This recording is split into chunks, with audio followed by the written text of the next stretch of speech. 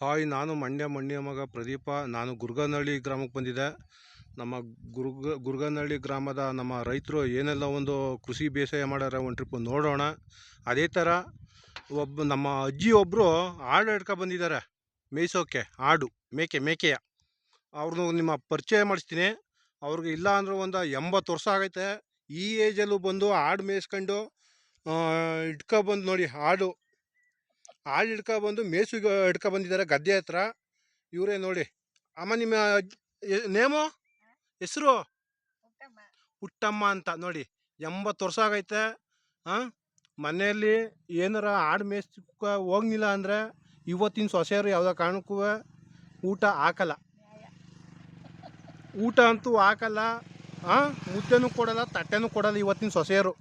ನೋಡಿ, ಈ ಏಜಲ್ಲೂ ಕೂಡ ನಮ್ಮ ಅಜ್ಜಿ ಒಬ್ಬರು ಗುರ್ಗನಹಳ್ಳಿ ಗ್ರಾಮದ ನಮ್ಮ ಅಜ್ಜಿ ಒಬ್ಬರು ಆಡು ಮೇಯ್ಸಕ್ಕೆ ಬಂದರೆ ಅಂದರೆ 80 ವರ್ಷದ ಅಜ್ಜಿ ಇವರು. ಏಜು 80 ವರ್ಷ ಆಗೈತೆ. ನಡಿನಾರು ನೋಡಿ. ಅಂಥದ್ರಲ್ಲೂ 4-5 ಆಡ ಹಿಡ್ಕೊಬಂದ್ಬಿಟ್ಟು ಮೇಯಿಸ್ತವ್ರೆ ಅಂದರೆ ತುಂಬ ಗ್ರೇಟು, ನಿಜಕ್ಕೂ ಗ್ರೇಟು. ನಮ್ಮ ಗುರ್ಗನಹಳ್ಳಿ ಗ್ರಾಮದ ನಮ್ಮ ಅಜ್ಜಿ ಪುಟ್ಟಮ್ಮ, ರೈತ ಮಹಿಳೆಯರಿಗೆ ನಮ್ಮ ಕಡೆಯಿಂದ ತುಂಬ ಥ್ಯಾಂಕ್ಸ್, ಧನ್ಯವಾದಗಳು. ಅದೇ ಥರ ನೋಡಿ ಯಾವ ಥರ ಬಂದು ಕುಂತಾರೆ ಗದ್ದೆ ಹತ್ರ. ಬಿಸಿಲು ಮೇಗೆ, ನೆತ್ತಿ ಮೇಗೆ ಏನು ಚುರುಗುಟ್ಕೊ ಹೊಡಿತಾ ಕುಂತದ. ಬಿಸಿಲು ನೆಳ್ಳಲ್ಲಿ ಕುಂತಾರೆ ನೋಡಿ. ಆಡು ಮರಿಗಳು ಮಲ್ಗವೆ ಎರಡು ನೋಡಿ. ಆಡು ಮಲ್ಕಾಗ್ತೈತೆ ಮೇವ. ನೀವೇ ನೋಡಿ. ನೋಡಿ, ಮನೇಲಿ ಮಲ್ಗಿದಾರಂತ ಸೊಸೆಯರು. ಅಜ್ಜಿ ಏಜ್ ಆಗಿರೋ ಅಜ್ಜಿ ಬಂದು ಆಡು ಮೇಯಿಸ್ಕೊಂಡು ಹೋಗ್ಬೇಕು. ಇವತ್ತಿನ ಕಾಲ ಪರಿಸ್ಥಿತಿ ಹೆಂಗಾಯ್ತು ನೋಡಿ. ನೋಡಿ, ಅದಕ್ಕೆ ಎಲ್ಲ ರೈಟು ಜಂಪ್ ಆಗ್ಬಿಟ್ಟಿರೋದು. ಈ ಕಲಿಯುಗದಲ್ಲಿ ಎಲ್ಲ ರೈಟು ಜಂಪ್ ಆಗ್ಬಿಟ್ಟವೆ. ಅವತ್ತೇನೋ ಒಂದು ಅನ್ನಾಡಿ ಒಂದು ನಾಣಿ ಕೊಟ್ಬಿಟ್ರೆ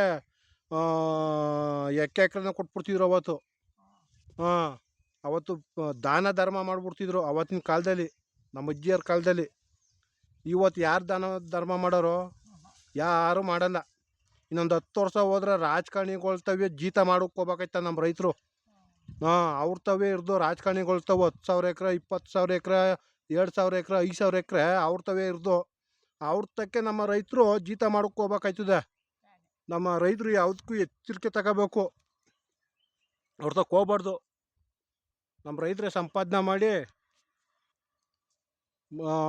ಇಲ್ಲೇ ವ್ಯವಸಾಯ ಮಾಡುವಂಗೆ ಮಾಡಬೇಕು. ನೋಡಿ, ನಮ್ಮ ಪುಟ್ಟಮ್ಮ ಅಜ್ಜಿ ಆಡು ಹಿಡ್ಕೊ ಬಂದಾರೆ ನಿಜವಾಗ್ಲೂ. ನೋಡಿ, ಇವ್ರದ್ದು ಅಂತ ಕಬ್ಬು ಗದ್ದೆ ನೋಡಿ. ನಮ್ಮ ರೈತರು ಪುಟ್ಟಮ್ಮ ರೈತ ಮಹಿಳೆಯರು ಆಡು ಹಿಡ್ಕೊ ಬಂದ್ಬಿಟ್ಟು ಮೇಯ್ಸು ಕಟ್ಕೊಂಡ್ಬಂದಾರೆ. ಕಬ್ಬು ಕೂಡ ಬೆಳೆದಿದ್ದಾರೆ ಪಕ್ಕದಲ್ಲಿ, ತೆಗು ಮರಗಳು ನೋಡಿ ಯಾವ ಥರ ಐತೆ ಅಂತ.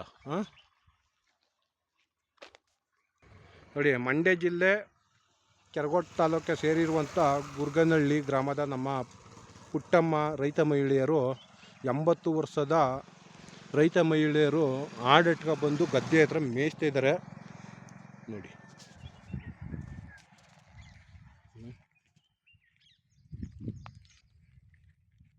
ನೋಡಿ, ಮನೆ ತಾವು ಇರ್ದಂತೆ ಆಡು ಹಿಡ್ಕೊ ಬಂದಾರೆ. ಮನೆ ತಾವು ಇದ್ದರೆ ಸೊಸೆಂದಿರು ಬಿಡೋದಿಲ್ಲ. ಸೊಸೆಂದಿರು ಆಡು ಹಿಡ್ಕೊ ಹೋಗು ಮೇಯಿಸ್ಕೊಬರ್ಗು ಅಂತ ಕಳಿಸ್ತಾರೆ. ಅವರು ಮಲಗಿದ್ದಾರೆ ಅಂತ ಮನೇಲಿ. ನೋಡಿ, ಚಂದ್ರಶೇಖರ ಅಂತ ನೋಡಿ. ಇವ್ರ ಮಗನ ಹೆಸರು ಚಂದ್ರಶೇಖರ ಅಂತ. ನೋಡಿ, 80 ವರ್ಷದ ಅಜ್ಜಿ ಆಡು ಹಿಡ್ಕೊ ಬಂದು ಮೇಯಿಸ್ತವ್ರೆ ಅಂದರೆ ತುಂಬ ಗ್ರೇಟು. ಇಂಥವ್ರಿಗೆಲ್ಲ ಪ್ರಶಸ್ತಿ ಕೊಡಬೇಕು. ರಾಜ್ಯ ಮಟ್ಟದಲ್ಲಿ, ಜಿಲ್ಲೆ ಮಟ್ಟದಲ್ಲಿ ಇಂಥವ್ರಿಗೆ ಪ್ರಶಸ್ತಿ ಕೊಡ್ತಾಯಿಲ್ಲ.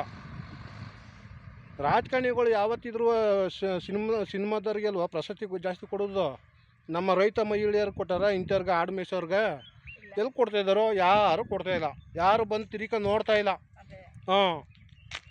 ನೋಡಿ, ಕಾಂಗ್ರೆಸ್ಸಲ್ಲಿ ಸಿದ್ದರಾಮಯ್ಯ CM ಆಗಿದ್ದಾಗ ಮಳೆ ಹುಯ್ತಿರ್ಲಿಲ್ಲ. ರಾಜೀನಾಮೆ ಕೊಟ್ಟಾದ್ಮೇಲೆ ಮಂಡ್ಯ ಜಿಲ್ಲೆಗೆ ಮಳೆ ಸುತ್ತಮುತ್ತ ಮಳೆ ಹುಯ್ತಾ ಕುಂತದೆ ಇವಾಗ.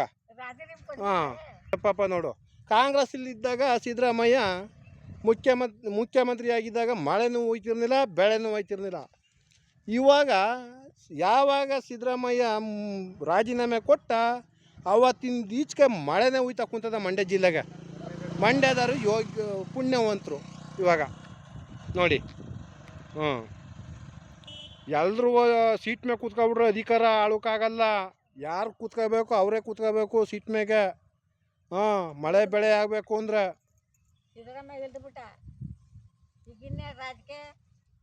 ಇನ್ನೊಬ್ರು ಬಂದಾರೆ ಇವಾಗ, ಡಿ.ಕೆ. ಶಿವಕುಮಾರ್. ಹಾಂ, ಡಿ.ಕೆ. ಶಿವಕುಮಾರ್ ಮುಖ್ಯಮಂತ್ರಿ ಆಗಬೇಕು ಅಂತ ಮಾಡ್ತಾವ್ರೆ.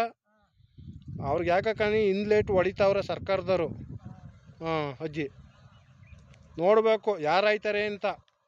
ಹಾಂ, ಹಣೆಯಲ್ಲಿ ಬರ್ದಿರ್ಬೇಕಂತ ಯೋಗ ಬಲ ಯಾರಿಗಾಯ್ತಿದೆ ಅಂತ.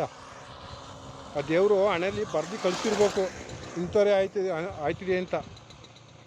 ನೋಡಿ, ನಮ್ಗೆ ಯಾಕೆ ಅವ್ರು ಇವರು ವಿಷಯ, ರಾಜಕಾರಣಿಗಳ ವಿಷಯ, ನಮ್ಮ ರೈತರ ಬಗ್ಗೆ ನೋಡ್ಮ ನಾವು. ಹಾಂ ನೋಡಿ, ನಮ್ಮ ಅಜ್ಜಿ ಇವರು ಪುಟ್ಟಮ್ಮಜ್ಜಿ ಗುರ್ಗನಹಳ್ಳಿಯವರು, ಶ್ರಮಜೀವಿ. ನಿಜಕ್ಕೂ ಯಾವ ಥರ ಆಡಿಟ್ಕೊಬಂದು ಈ ಬಿಸಿಲಲ್ಲಿ ನೋಡಿ ನಡೀಕಾಗಲ್ಲ ಅಚ್ಚ ಪಾಪ ಕುಂತಾರೆ. 2 ಆಡು ಮರಿನೂ ಕೂಡ ಮಲ್ಗವೆ ನೋಡಿ. 2 ಆಡು ಒಳಗಡೆ ಮೇಯ್ತಾವೆ ಮೇವ ಕಬ್ಬುನ ಗದ್ದೆ ಒಳಗಡೆ. ನೋಡಿ ನೋಡಿ ಅಲ್ಲಿ ಮೇಯ್ತಾ, ಅಲ್ಲಿ ಒಳಗಡೆ ಇಲ್ಲೊಂದು ಆಡು ಮೇಯ್ತಾ ಇದೆ, ಈಚೆ ಕಡೆ ಕೆಂಚಾಡು. ಇವೆಲ್ಲ ನಮ್ಮ ರೈತರು ನೆಟ್ಟಿರವೆ ತೆಗು ಮರಗಳು, ಮರ ಗಿಡಗಳು, ಹಣ್ಣು ಗಿಡಗಳು, ಬಾಳೆ ಗಿಡ, ಇವೆಲ್ಲ ನಮ್ಮ ರೈತರು ನೆಟ್ಟಿರೋವು. ನಮ್ಮ ರೈತರೇ ಬೆಳೀತಾ ಇರೋದು ಇವೆಲ್ಲನೂ. ಇನ್ನು ಬಾಕಿಯರು ಯಾರೂ ಬೆಳೀತಾ ಇಲ್ಲ ರಾಜಕಾರಣಿಗಳು.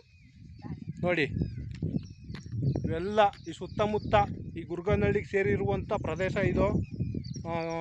ಕೃಷಿ ಭೂಮಿ ನೋಡಿ ಯಾವ ಥರ ಬೆಳೆದಾರೆ ಅಂತ ನಮ್ಮ ರೈತರು. ತುಂಬಾ ಜೋರಾಗಿ ಬೆಳೆದಿದ್ದಾರೆ. ಒಂದು ಮನೆ ಸಾಲ ಆದರೂ ಸರಿಯೇ ಬೇಕಾರೆ ತಂದು ಬೆಳೀತಾರೆ ನಮ್ಮ ರೈತರು. ಬೆಳೆದಂಥ ಇದಕ್ಕೆ ರೈಟ್ ಕೊಡಲ್ಲ ಸರ್ಕಾರ. ನೋಡಿ.